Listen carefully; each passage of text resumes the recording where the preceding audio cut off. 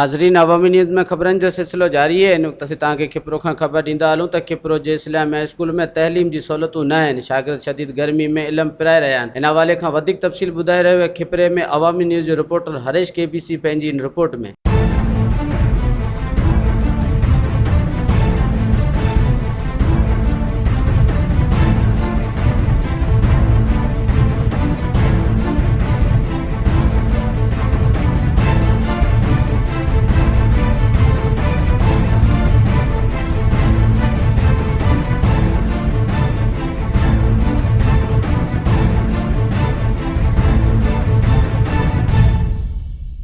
जी नाज़रीन, इन वक्त मौजूद है खिपरे जे इस्लामिया स्कूल में, जिथे फर्नीचर आहिनि कोन, ॿार आहिनि उहे जेके पट ते वेठल आहिनि। उन खां अलावा जेके हिते लाइट जी सहूलियत मुयसरु न आहे, जिथे ॿार आहिनि बग़ैर लाइट जे हीअं ॾिसो तव्हां तइलीम पिराए रहिया आहिनि। ऐं गर्मी आहे, अहिड़ी गर्मी जी शिदत में इहे ॿार जेके परे परे खां 15 खां 20 किलोमीटर परे हिते ईंदा आहिनि तइलीम हासिलु करण जे लाइ। उन्हनि जे लाइ हिते पखा न आहिनि। त हिन हवाले खां अचो, हिननि जेके ॿार आहिनि शागिर्द उन्हनि खां पुछूं था ऐं उस्तादनि खां पुछूं था उन्हनि जो छा चवणु। तव्हां हिन स्कूल जी जेका कंडीशन जेका हींअर ॾिसी रहिया आहियो त लाइट बि न आहे, फर्नीचर बि न आहे, ॿारनि जी जेका आहे इहा हालत लॻी पई आहे त असां पट ते विहारे रहिया आहियूं ॿार, असां वटि फर्नीचर न आहे। जेको 1983 खां फर्नीचर मिलियो हुयो, उन खां पोइ गवर्नमेंट जे तरफ़ां अॼु ताईं को बि फर्नीचर वग़ैरह न आहे मिलियो। असां दोस्तनि उस्तादनि गॾिजी करे वॉलेंटियरली कंहिं दोस्तनि वटां कुझु 10 डेस्कूं वरितियूं, 5 डेस्कूं वरितियूं। इन हिसाब सां जेको आहे असां इन स्कूल खे हलाए रहिया आहियूं। असां वटि वॾे में वॾो बहिरान जेको हिकिड़ो त लाइट जो आहे, ॿियो इहो त कमरनि जो आहे। कमरा तमामु घटि आहिनि। असां वटि तक़रीबन 850 खनि एडमिशन हींअर थी रही आहे। अञा बि असां वटि अचनि था। असां माण्हुनि खे जवाबु ॾेई रहिया आहियूं त असां वटि वेहण जे लाइ जॻह कोन्हे।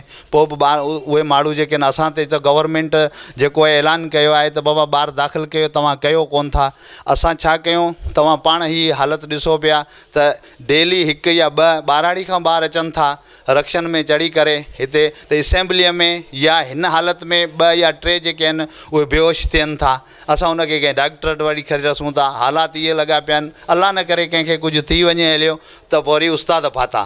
पर हींअर मक़सदु इहो त असांखे लाइट ॾिनी वञे ऐं फर्नीचर ॾिनो वञे ऐं कमरनि जी जेका असां वटि गुंजाइश न आहे त उन जे हिसाब सां असांखे कमरा के ॾिना वञनि। साईं, असांजो अर्ज़ु इहा आहे त असांजे स्कूल में न फर्नीचर आहे, न बिजली जी का सहूलियत आहे, लोड शेडिंग आहे ऐं फर्नीचर जी एतिरी खोट आहे जो तव्हां साम्हूं ॾिसो था त ॿार पट ते वेठा आहिनि। ऐं जंहिं वक़्त में बिजली हली वेंदी आहे त उन वक़्त में हिते बजाए कंहिं जन्नत जे, बजाए कंहिं रहमत जे ज़हमत पैदा थी वेंदी आहे। ऐं ॿार पढ़ी बि न सघंदा आहिनि। पढ़णु त वॾी ॻाल्हि आहे, पर वेही बि न सघंदा आहिनि। एतिरी गरमाइश थी वेंदी आहे, एतिरी गरमाइश थी वेंदी आहे जंहिंजी का हद न आहे।